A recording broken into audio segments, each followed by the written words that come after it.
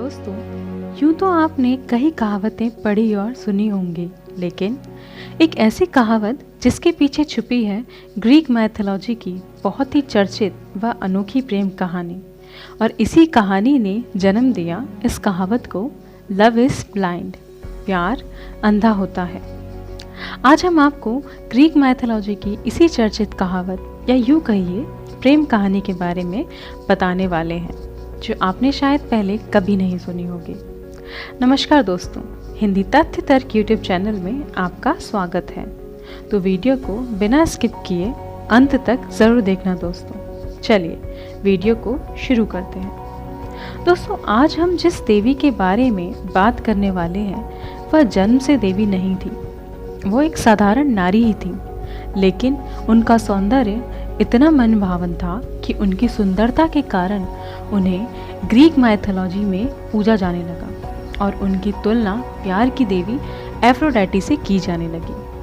कई लोगों का ऐसा भी मानना था कि साइकी एफ्रोडाइटी से ज़्यादा खूबसूरत थी। साइकी का जन्म एक राजा के घर में हुआ था और वह 3 बहनों में सबसे छोटी थी और सबसे ज़्यादा खूबसूरत भी। उसकी खूबसूरती के कारण लोग एफ्रोडाइटी के मंदिर को छोड़ साइकी की पूजा करने लगे थे। धीरे धीरे एफ्रोडाइटी के मंदिर खंडर बनते जा रहे थे। एफ्रोडाइटी को ये सब देखकर बहुत गुस्सा आया और उन्होंने तुरंत ही अपने बेटे इरोस को आदेश दिया कि वो साइकी को किसी अभद्र राक्षस के प्यार में डाल दे। ग्रीक माइथोलॉजी के अनुसार इरोस को प्यार का देवता माना जाता है और रोमन माइथोलॉजी में इरोस को क्यूपिड के नाम से भी जाना जाता है। इरोस के पास एक तीर होता है जिससे वो किसी को भी किसी के प्यार में डाल सकता है। और दोस्तों, आपको ये जानकर बहुत हैरानी होगी कि क्यूपिड की शक्तियाँ इंडियन माइथोलॉजी के कामदेव की शक्तियों से काफ़ी मिलती जुलती हैं। जब इरोस साइकी के कमरे में जाता है तब साइकी सो रही थी।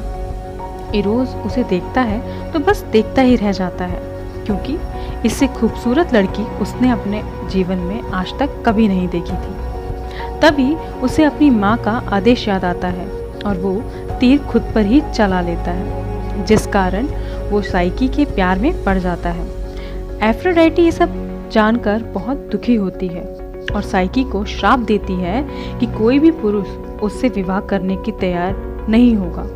और उधर श्राप के कारण इरोस भी एक अभद्र राक्षस का रूप ले लेता है। दोनों अलग अलग अपना जीवन जीने लगते हैं, लेकिन ऐसी स्थिति में भी इरोस हर रात साइकी को देखने आता था और उससे मिलता था।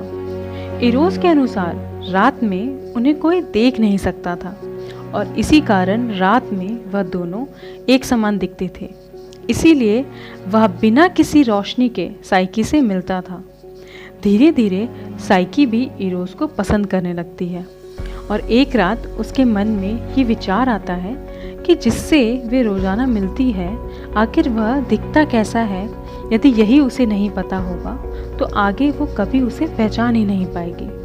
और इसी कारण एक रात वह इरोस से मिलने एक तेल का लैंप लेकर जाती है और गलती से तेल इरोस की आंखों में गिर जाता है और प्यार का देवता इरोस अंधा हो जाता है।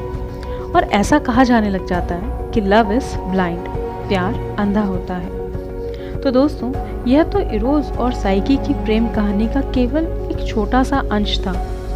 ग्रीक माइथोलॉजी पर ऐसी कई अन्य कहानियाँ भी हैं जो बहुत ज़्यादा प्रचलित हैं। तो दोस्तों, आपको हमारी आज की वीडियो कैसी लगी हमें कमेंट सेक्शन में लिखकर ज़रूर बताना।